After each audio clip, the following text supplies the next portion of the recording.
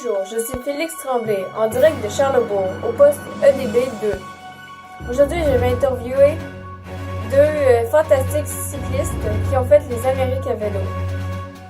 Malheureusement, ils ne sont pas là en ce moment, alors je vais les interviewer sur FaceTime. Bonjour, voici Lily Boulian et David Halstead, en parenthèse mes grands-parents. Ils sont en direct de Vancouver, dans l'État de Washington.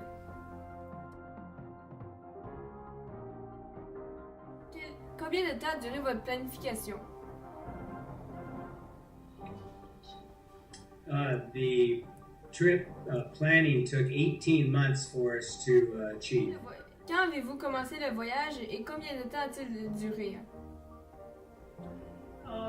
On est parti de l'océan Pacifique le 5 mai 2018 et on est arrivé à l'océan Atlantique le 12 juillet 2018. Donc le voyage a duré 68 jours, 61 jours à pédaler et 7 jours de congé. Quel a été votre trajet et combien de kilomètres avez-vous fait en tout et par jour? Per day. Per day, we rode about 65 miles, which is about 110 kilometers per day as an average. Et le trajet, on peut le voir ici, on est parti de l'océan Pacifique, on a traversé les États de Washington, Oregon, Montana, le nord du Dakota, le Minnesota, le Wisconsin, le Michigan,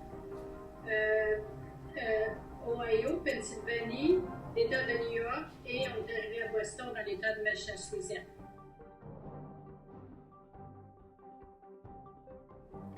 Combien étiez-vous accompagné par d'autres gens? There were three riders, three cyclists, and then one person who drove the RV for us. And then she also was responsible for cooking the meals and that sort of thing. Où avez-vous dormi et où avez-vous mangé? On dormait la plupart du temps dans le VR. À l'occasion, on dormait dans un motel. Pour la nourriture, on prenait le déjeuner et le souper dans le VR. Et pour le lunch et la collation, c'était le long de la route en pédalant. Qu'avez-vous le plus aimé durant votre voyage? I think the beauty of the land was one thing. The people that we met along the way that we talked to, and just being out in the outdoors every day together, riding and seeing such beauty was really a great experience. Pour moi aussi, c'était d'admirer les paysages, mais aussi la tranquillité, le silence, parce qu'on était sur des routes secondaires, donc c'est d'entendre les oiseaux chanter. Et aussi de ne pas avoir accès à Internet, pas de connexion, donc pas de nouvelles, rien. Donc oui, c'était un beau, c'est ce qu'on a aimé le plus. Quel a été votre plus grand défi? Le plus grand défi pour moi, c'est de traverser les Rocheuses. Et pour toi, the challenge? Probably the wind. When you face the wind, it's hard. The mountains are not that difficult. You just put your head down and pedal. But fighting the wind is probably the most difficult thing. And getting up every day and doing the same thing sometimes is challenging too.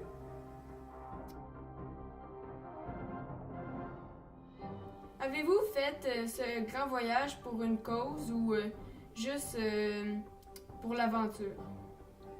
Oui, on a décidé de ramasser de l'argent pour les sans-abri. Donc, on a ramassé 7 000 $ ici aux États-Unis et pour Québec, 3 000 $.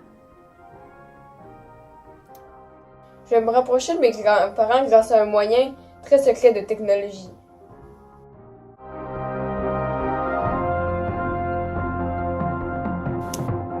Avez-vous des projets similaires dans le futur? Oui, on a en 2020, on veut refaire le même genre de voyage, mais en s'en allant plus vers le sud des États-Unis. Mais un voyage qui va être plus long, environ 80 jours. Et comme défi, on va avoir nos bagages sur nos bicyclettes. Donc ça va être plus du camping qu'on va faire. Merci d'avoir répondu à mes questions et au revoir. Merci, bonne journée. Merci, au revoir.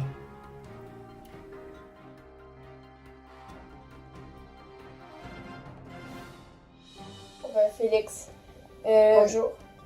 Tes grands-parents ont fait un grand voyage. Que penses-tu de ce voyage? Mais oui, moi je suis vraiment fière d'eux parce que c'est vraiment un grand exploit qu'ils ont réussi à réaliser alors que j'aurais jamais cru ça réalisable. Tu sais, pour moi, j'aurais jamais pensé, exemple, moi je serais capable de faire ça. Fait que, tu sais, que je vois quelqu'un, même de ma famille proche, ben je trouve ça vraiment le fun. C'est vraiment inspirant, ils ont réussi ça un coup de pédale à la fois. Puis ça me touche vraiment qu'ils aient fait ça pour des personnes sans abri parce que je trouvais déjà ça important de donner de l'argent, d'aider ces personnes-là. Fait que, ben, c'est ça. Étais-tu stressé quand tes grands-parents ont fait ce voyage car ils étaient quand même dans un autre pays et ils étaient sur la route? Ben non, moi j'étais pas tant stressée quand ils étaient là parce que je savais qu'ils étaient en sécurité, ils faisaient attention. Ils étaient aussi dans des pistes cyclables, fait que c'était pas si pire. Puis encore là, les gens là-bas, quand ils les voient, ils se tassaient. En même temps, j'y pensais pas tout le temps, puis ils nous envoyaient souvent des messages ou une fois ou 2 semaines, on faisait un FaceTime avec eux. Fait que j'ai pas trouvé ça tant stressant que ça. Fait que merci, au revoir, bonne journée. Merci, et toi aussi.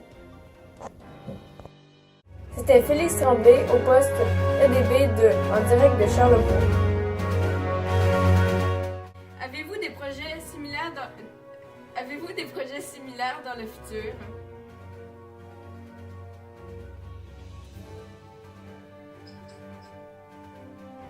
Es-tu supposé répondre? Ouais. Avez-vous des projets?